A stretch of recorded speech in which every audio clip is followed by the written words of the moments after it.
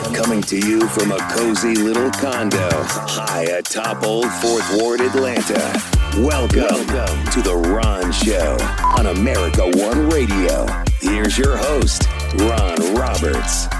So, I don't know about you guys, but if you've been paying attention to your social media feeds, whether it's Blue Sky or Twitter X or Instagram or Facebook, by the way, the show is on all of them, at Ron Show ATL, Threads as well. You've noticed that there's a little bit of a backlash from your left of center friends who are now looking at, I guess, a reliable outlet for them, MSNBC, Mourning Joe, and going, wait, Joe and Mika did what? Yeah, they went to Mar-a-Lago over the weekend. There's a nice little clip running on social media that's a little bit of a then and now. This was then. And then he says that the news network that is most critical of him should be taken off the air. This is not a reach. I could go back and talk about Nazi Germany, and I do it without any concerns whatsoever. And if people can't start drawing the parallels, well, you're just stupid, or you have your head in the sand, or you're one of them. That is former Republican congressman turned cable TV anchor Joe Scarborough. Speaking of Donald Trump, the once and again candidate for president of the United States, former president of the United States, someone who he vehemently disagrees with on a lot of issues. And like many left of center, was sounding the alarm of a second Trump presidency and what it would bring. And that was then. That was prior to Election Day. And this was after Election Day and yesterday on Mourning Joe. Over the past week, Joe and I have heard from so many people, from political leaders to regular citizens, deeply dismayed by several of President-elect Trump's cabinet selections, and they are scared. Last Thursday, we expressed our own concerns on this broadcast and even said we would appreciate the opportunity to speak with the president-elect himself. On Friday, we were given the opportunity to do just that. Joe and I went to Mar-a-Lago to meet personally with President-elect Trump. It was the first time we have seen him in 7 years. Now, we talked about a lot of issues, including abortion, mass deportation, threats of political retribution against political opponents, and media outlets. We talked about that a good bit. And it's going to come as no surprise to anybody who watches this show, has watched it over the past year or over the past decade, that we didn't see eye to eye on a lot of issues, and we told him so. What we did agree on was to restart communications. My father often spoke with world leaders with whom he and the United States profoundly disagreed. That's a task shared by reporters and commentators alike. We had not spoken to President Trump since March of 2020, other than a personal call Joe made to Trump on the morning after the attempt on his life in Butler, Pennsylvania.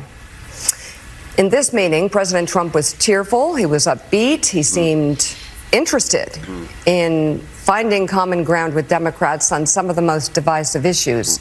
And for those asking why we would go speak to the president-elect during such fraught times, especially between us, I guess I would ask back, why wouldn't we? 5 years of political warfare has deeply divided Washington and the country. We have been as clear as we know how in expressing our deep concerns about President Trump's actions and words in the coarsening of public debate. But for nearly 80 million Americans, election denialism, public trials, and January 6th were not as important as the issues that moved them to send Donald Trump back to the White House with their vote.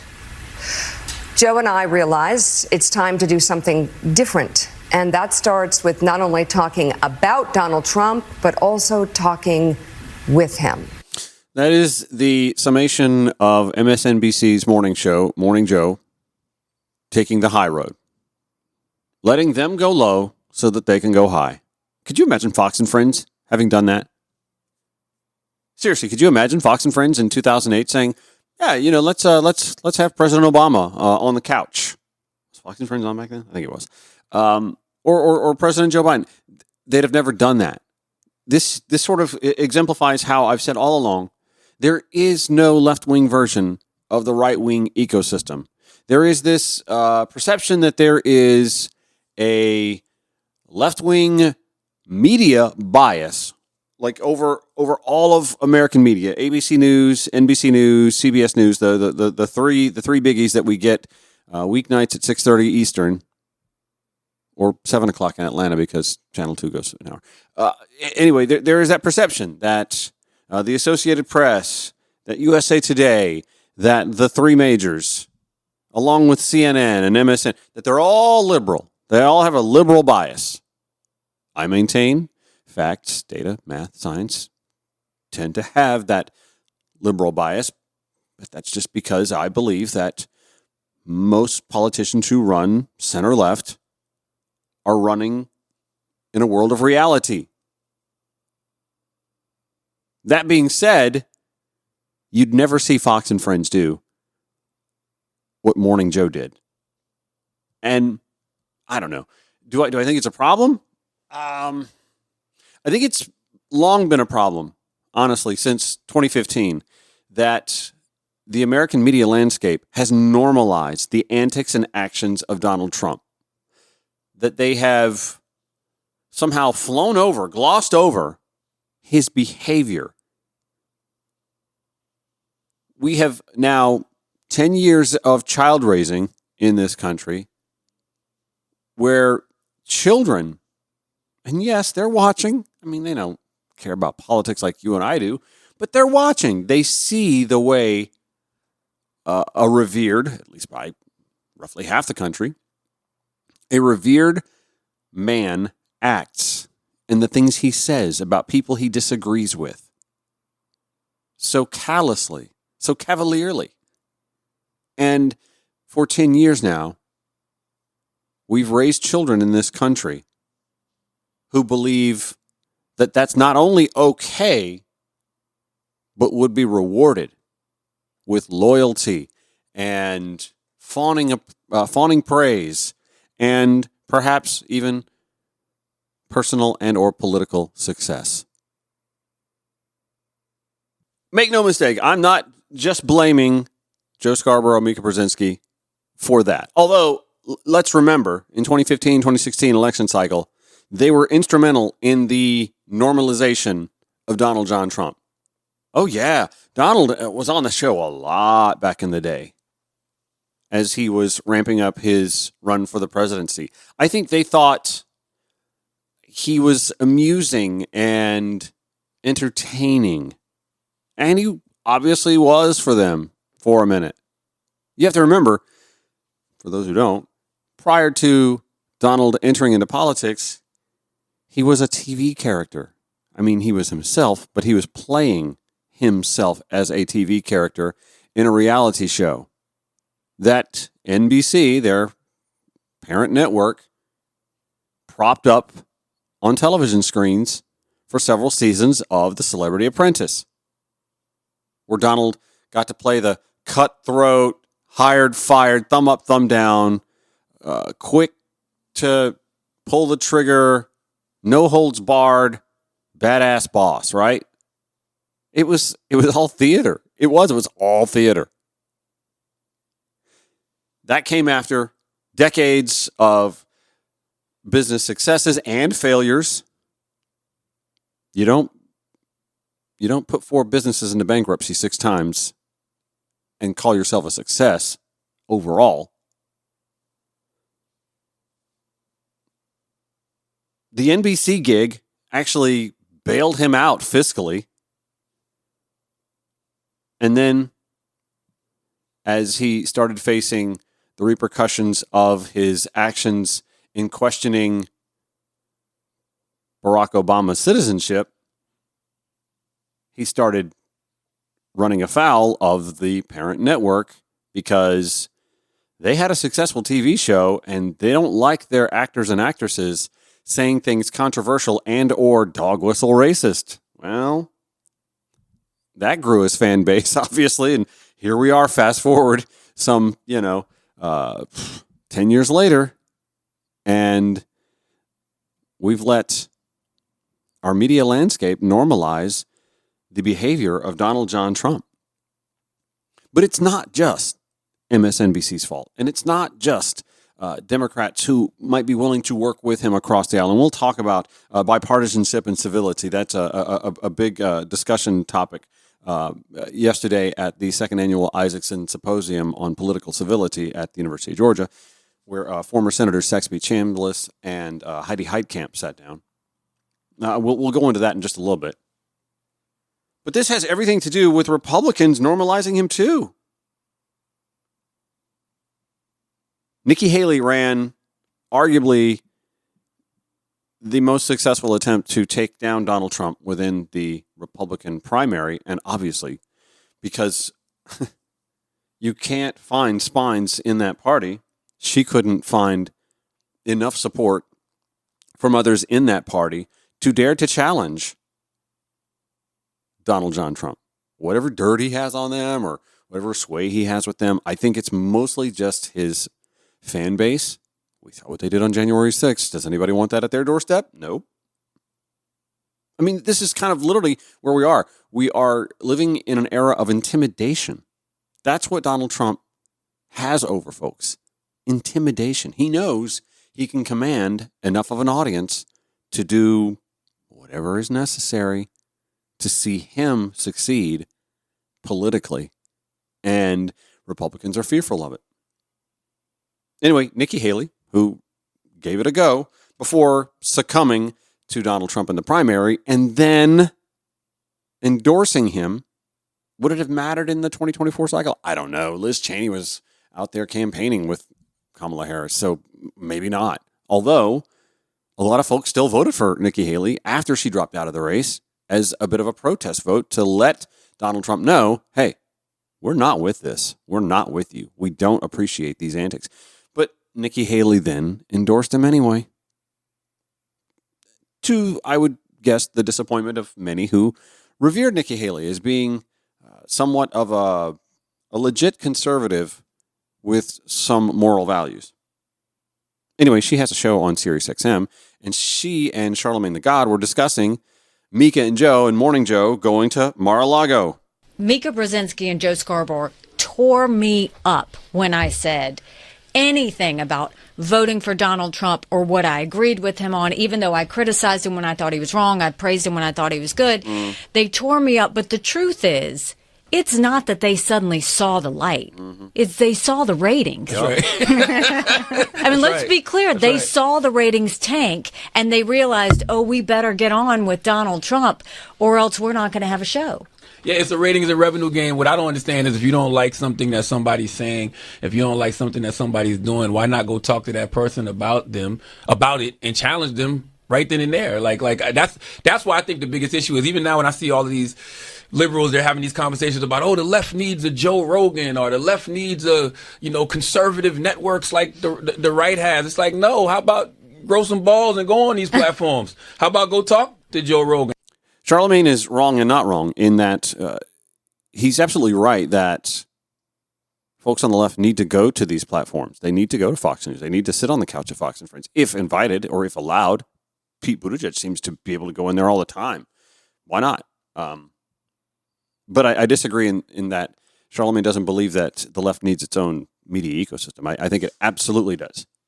Because again, as I pointed out, Fox and Friends would never have gone to President-elect Obama to what appears what Joe and Mika did, somewhat kiss the ring. They obviously didn't do that with Joe Biden either. And I'm not so sure that Mourning Joe needs to either, honestly. Listen, MSNBC's ratings are going to tank after an election, like what we had 2 weeks ago, for the very reason that most of us have just tuned out the news. I've tuned out the news. It's all I can do. Promise you.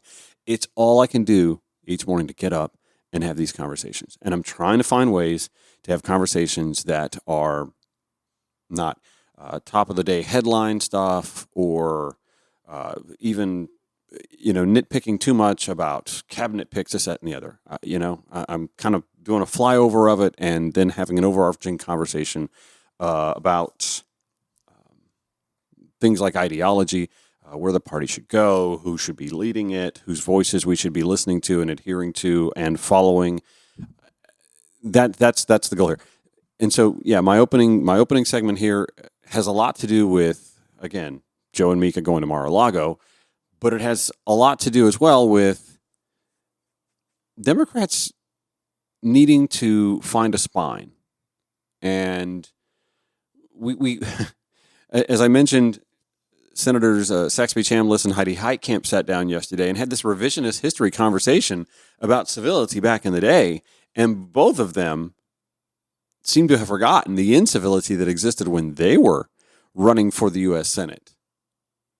Heidi Heitkamp was the victim of some pretty vicious attack ads when running for the Senate in Minnesota. And Saxby Chambliss ran one of the most notorious attack ads of its day against Vietnam veteran, multiple amputee, Max Cleland.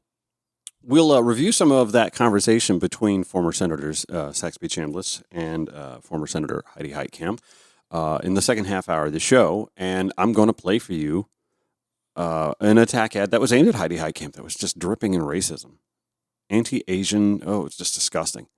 Then there's the Senator Saxby Chambliss ad that he ran against former, again, Vietnam veteran, multiple amputee, Max Cleland. In that cycle, which you'll not hear, you'll hear the audio, obviously, and the foreboding voiceover, of course. What you'll miss is the visuals of Osama bin Laden and Saddam Hussein, tying them visually to Max Cleland. It's disgusting. So we'll do that in the second half hour of the show. I have to touch on, speaking of incivility, the antics of one Nancy Mace. And I'm sorry, Mourning Joe, this is the sort of behavior that we cannot normalize. We'll get to that when The Ron Show returns on America One Radio and Progressive Voices. Each episode of The Ron Show comes with show notes. Follow along at ronshowatl.com. Or if you listen at America One Radio or Progressive Voices and want to hear the whole thing, like sometimes you tune in the middle, I get it. We podcast each episode just on your preferred podcast provider or at ronshowatl.com. You can listen. Nancy Mace, Congresswoman from the great state of South Carolina. Sarah McBride doesn't get a say. I mean, this is a biological man. He does not belong in women's spaces, women's bathrooms, locker rooms, changing rooms, period, full stop. For those that don't know, Delaware elected the nation's first openly trans representative, Sarah McBride. And with more than a month and a half still before representatives even get sworn in, Representative Nancy Mace from coastal South Carolina has decided, I'm using air quotes here, worries her that Sarah McBride might use the same restrooms or locker rooms. Never mind the fact that each congressperson gets an office with their own bathrooms. Never mind the fact that Nancy Mace grew up with a brother. So surely she had to share a bathroom space with a male in the home that she grew up in. There might have even been tampons under the sink. I'm sorry, how is the left supposed to find civility with this sort of behavior from Nancy Mace? And it's not just Nancy Mace. Oh, you know Georgia's very own Marjorie Taylor Greene was right there at the steps of the Capitol to lob her anti-trans spew as well. I support a resolution that keeps all biological men out of women's bathrooms, locker rooms, and private places, not only here in the Capitol complex, our office buildings, but all taxpayer-funded facilities. How does one, I guess the logistics question will be, how does one check, if someone is qualified to use the ladies' room? Right. In that case, obviously there's a new openly transgender member of Congress. Right, which is a man. He's a man. He's a biological male, so he is not allowed to use our women's restrooms, our women's gym, our locker rooms, and our spaces that are specified for women. He's a biological male. He has plenty of places he can go. Okay. Yeah. And should they make gender neutral bathrooms? Logistics? No, he can go in the men's room, and he has a bathroom in his office, just like all of us do. And that's where I use the restroom most of the time in my office. If he has a bathroom that'll be designated for him. But men need to respect our spaces.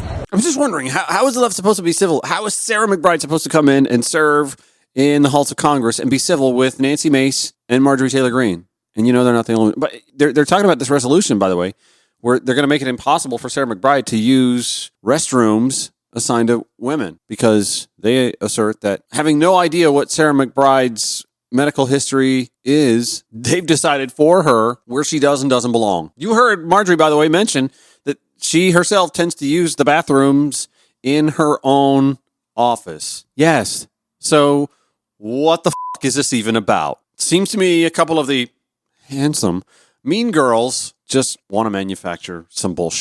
Or as Sarah McBride said, a blatant attempt from the far-right extremists to distract from the fact that they have no real solutions to what Americans are facing. We should be focused instead on bringing down the cost of housing, healthcare, and childcare, not manufactured culture wars.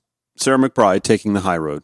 And we're supposed to show a sense of bipartisanship and civility. AOC supposed to be civil with Marjorie Taylor Greene after Marjorie used social media to have a little video op yelling through her mailbox slot at the office. I'm sorry, I'm old enough to remember when we didn't negotiate with terrorists. And that's exactly what this is. It's just terrorism. It's bullying. Whether you think so or not, the children they are watching. We are raising another generation, gird your loins, of the Marjorie Taylor Greenes, the Lauren Boeberts, Nancy Maces, and Donald Trumps, societally. Broadcasting 5 days a week to make common sense common again. This is The Ron Show on America One Radio. I don't know why I did this, but yesterday I grabbed my notebook and I started writing down some things that I would like to see with the Georgia Democratic Party from its new chair. Assuming we're going to have a new chair, and I think we're going to have a new chair. Representative Nikema Williams, my congresswoman, is the chair of the Democratic Party, but she kind of has a job, a full-time job, and folks in the state party are starting to realize maybe the chair should be a full-time job in and of itself. I don't know why I did this, but I grabbed my notebook yesterday and started writing down some things that I would like to see from the new Democratic Party state chair. And I will share those. Either end of segment today, last segment today, or at some point in time tomorrow. So hang on for that. In the meanwhile, yesterday, former Senator Saxby Chanlis and former Senator Heidi Heitkamp, Saxby, of course, representing the state of Georgia back in the day, and Heidi Heitkamp from Minnesota, sat down at the second Johnny Isaacson Symposium on Political Civility at the University of Georgia. And that's all fine and well. We should have more discussions about political civility in our public discourse and from our elected officials. But as you've heard from the first half of the show, that's really hard to do. When it's really hard to it's hard to have a civil discourse, again, with monkeys flinging poop from the cage. You can't, first of all, you can't reward that behavior, but it's also hard to have civil dialogue with that. It just is. It's hard to have civil dialogue with Laura Ingraham and Sean Hannity and Michael Levin. You ever listen to him on talk radio at night? Utter bat shit. You can't have civil dialogue with that. And they come from an era, not all that long ago, a decade or so ago, where it was really hard to have civil dialogue with right-wing pundits and politicians back then either. Fox News was still pretty crazy back then. Bill O'Reilly was not normal. Glenn Beck used to run B-roll footage of rallies that were better attended, insinuating that they were rallies of events that he was covering that weren't as well attended. I mean, he got caught red-handed doing that. And Fox News, right there along with him. Rush Limbaugh permeated the airwaves. The word liberal was a dirty word. It was a slur. I mean, I guess, how far we've come. Folks on the left aren't afraid to say that they're liberal anymore. That used to be the norm. It was, you were intimidated to call yourself a liberal. Politicians ran from the label. They did. And honestly, most Democratic politicians back then weren't all that liberal. Certainly weren't progressive. They were, by global spectrum terms, moderate centrists. And that's, I argue, part of the problem with Democrats and turnout. They have a base, a fertile base, that they could rely on if they would just bring them to the table every once in a while. Listen to their... Actually, just... I wouldn't even say espouse their values because they're all over the platform. I would just say, I don't know, cling to them, hold to them, stand with them. But they don't, because again, the money comes from center-right.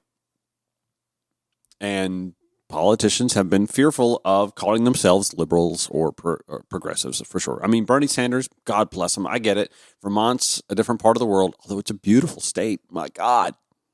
And those are hardworking, no less hardworking people, no more radical than anywhere else in the country.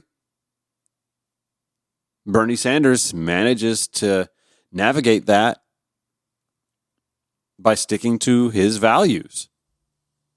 He's the canary in the coal mine. And I would argue one that those on the left should take notes from. Be who you are. Stand firm on your values. Don't shrink from them or waffle on them. Bernie Sanders was pro-gay as far back as the 1980s. Saw nothing wrong with same-sex couples joining in matrimony back in the 1980s, 3+ decades before the Supreme Court affirmed that. And really, honestly, if we're being true, Democrats, let's be honest with ourselves here. We didn't have a whole lot of marriage equality, folks. Back, it was literally a BFD. Joe Biden said to Barack Obama when he outed Obama as being pro-gay marriage, just before the Supreme Court made it so. That's why I think a lot of voters are disaffected on the left. They don't feel like Democrats really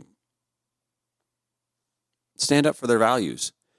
The trans community right now got to be having this this moment. I was speaking with a woman I used to work with briefly, who worked in radio. She and I in a market. I'm not going to say her name. She raises a son who is trans, and I was just talking to her about on Facebook Messenger about all of the back and forth, the Nancy May stuff, the ugliness of it all, and the things that parents of children who are having gender identity issues go through. And she messaged me and she said, it's awful. I hope my son doesn't see much of it yet, but he does know we have to travel to see his doctors, and he does know we do virtually school now because he'd be forced to use the wrong bathroom at school. So even with just that, he must know. It's just so tragic. How do we find civility with that? How do we act in a bipartisan manner with people who are just awful? I just don't get it. I'm going to take you to some audio from yesterday's sit-down with former Senator Chambliss and former Senator Heitkamp, as they both, now long from the Senate and way off the radar when it comes to politics, talking about bipartisanship. And it's just revisionist history to me. I'm sorry. And both of them should know it, because both of them were either a victim or complicit in the rabid hyperpartisanship back then. Take a listen to this conversation. But at the end of the day, we cared about what's in the best interest of the United States, and we're having some of that lost, and we got to figure out a way. And I do know that the new leadership on the Senate side and Speaker Johnson is relatively new. I know he's of the same mind that we've got to make some changes to get back to work into that structure to involve everybody. And Republicans and Democrats will work together if they have the opportunity inside those committee structures. Is the key then for voters to think about that when they're voting, to vote people out who don't seem to want to have civility and to work together? Is that what voters need to do? Because you say we need to get to that point, but how do we get to that point if there are folks in Congress who don't want to work together? Well, the voters are smarter than what politicians ever give them the credit for. And they figure out the right people that are going to do the right thing for the country. I think a lot of that we exhibited in the last election. We all saw the ads on TV, and thank goodness now I just could watch the football game Saturday night. They're over. Both sides blaring at me. But I think voters are pretty darn smart. Yeah, here's the thing. He wants to talk about attack ads, and yet I have to remind him, well, I'm not personally reminding him, but I need to remind you, or I need to inform you if you are unaware, because you may not have been here back then or paying attention to politics back then. Saxby Chambliss he's got dirt on his hands. Yeah, he ran against a Vietnam veteran, I believe a triple amputee. Yeah, triple amputee. Max Cleland only had the one arm. And ran attack ads tying Osama bin Laden and Saddam Hussein to Saxby Chambliss, the former Vietnam veteran serving as senator for the state of Georgia. Yeah, that actually happened. I'll remind you of this. I will inform you of this. I will educate you on this in case you were not aware. When the Ron Show returns in just a few here on America One Radio, Progressive Voices via TuneIn. Okay, final few minutes of today's Ron Show. I'm going to take you back in time when we apparently had more civil discourse than we do now. Charles P. Pierce writes this in Esquire. God, when did this come out? Back in 2021.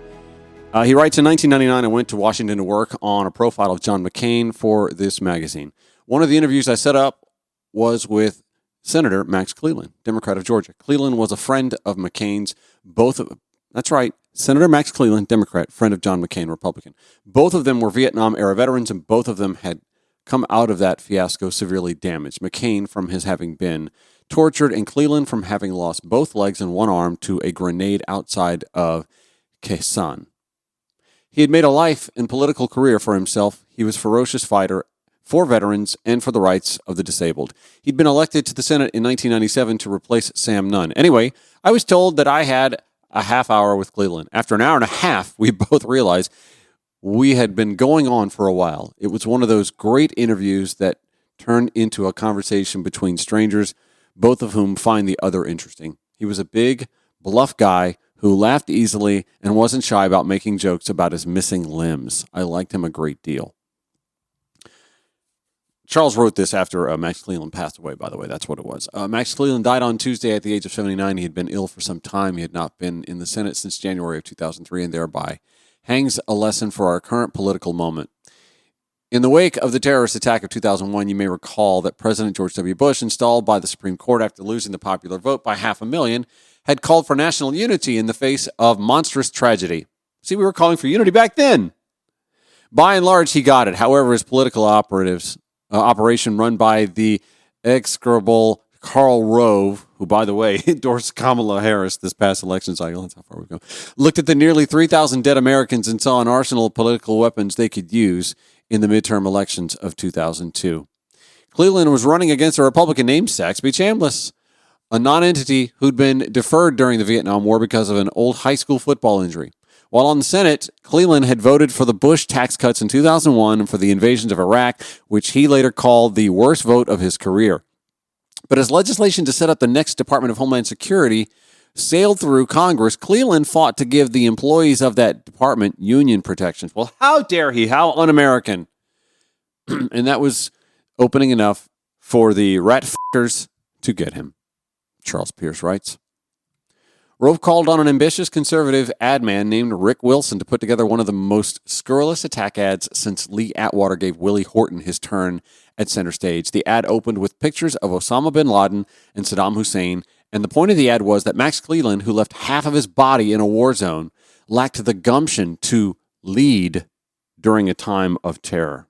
Oh yeah, I remember that. Here's the ad. As America faces terrorists and extremist dictators, Max Cleland runs television ads claiming he has the courage to lead. He says he supports President Bush at every opportunity, but that's not the truth. Since July, Max Cleland has voted against the president's vital Homeland Security efforts 11 times. Max Cleland says he has the courage to lead, but the record proves Max Cleland is just misleading. That is an attack ad that came from the Saxby Chambliss for U.S. Senate campaign, not a PAC ad. The summation of Charles Pierce's Esquire piece on Max. Max Cleland didn't deserve this, and the fact that it worked proved American politics didn't deserve Max Cleland. Also, that some sins are mortal and unforgivable. Also, that nothing that happened in the past 5 years started with Donald Trump. Anyway, former Senator Saxby Chambliss sharing the stage with former Senator Heidi Heitkamp, who, by the way, was a victim of an attack ad as well, although she prevailed, at the Johnny Isaacson Symposium for Political Civility. Anyway, former Senator Heitkamp explains how we arrived at where we are. I think you have to think about how we select candidates, not just what happens in the general election. Because by the time the general election rolls around, you got two choices. And America typically says, I don't like either one of these guys. I don't like that, because typically in primaries, only about 10% of people vote, or 20% of people vote in primaries, and they tend to be the most active, probably on the right and on the left. And so somebody ends up emerging, or these campaigns end up emerging, where you have two candidates that the middle of the country, the vast majority of people in the center of this country, say don't represent them, so I am going to elect or vote for the least objectionable person. And I think until we start electing people we want to elect, as opposed to voting against somebody but for somebody, they knew when they voted for Johnny Isaacson that they were voting for a person of character, that they were voting for somebody who got things done for Georgia. But again, the question is, could somebody like Johnny, who was known as a compromiser, make it through a partisan primary? I mean, that's a question I guess you all have to answer here in Georgia. Right. Does character still matter? Yeah. When I ran in 2012, I had been Attorney General, had high name ID. Mitt Romney lost the state of North Dakota by 20 points, and I, as a Democrat, was elected to the United States Senate. And I know all the political folks there in the back row go, really? And that's true, because there were people who would split their ticket and vote for a person. Split ticket voting has become essentially non-existent. It happened in this go-around, but only in very narrow margins. And so we've produced now a political system that we need to re-examine how we select candidates. Who can rise to the top? Is it a compromiser who can rise to the top? Do we reward compromise at the top? Nope. Think about that. Do we reward that person who has gotten the most hits in social media saying mean things about somebody in a hearing, which Johnny would never do? No, but Nancy Mace would, Marjorie Taylor Greene would, Josh Hawley would, Ted Cruz would. He wasn't part of the performance wing of the political establishment that has emerged with the growth of social media, but also emerged as a result of low-dollar donors, right? I used to say this, and probably get me in trouble with Elizabeth. People say, well, Elizabeth Warren, said something, and I said, yeah, when she does that, it's like, money, please. And it would just fall from the sky. And so just understand the motivation behind the incivility.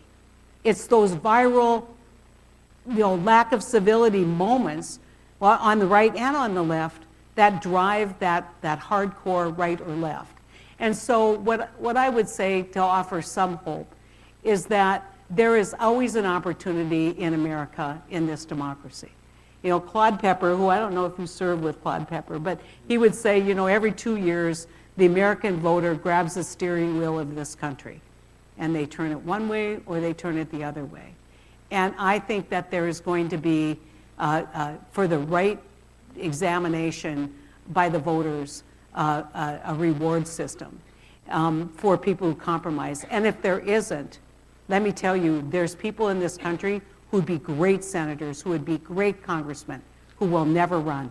Because as they say, why would I go somewhere to try and make a deal with people who don't want to make a deal? Yeah. Going back to what Johnny said. And so I just think that it is incumbent on we the people to reward people who go to Washington to get things done, who want to compromise. Moderator Deborah Roberts of ABC News, also a UGA alum, by the way, turns to Senator Saxby Chambliss and asks this question in the aftermath of the 2024 election.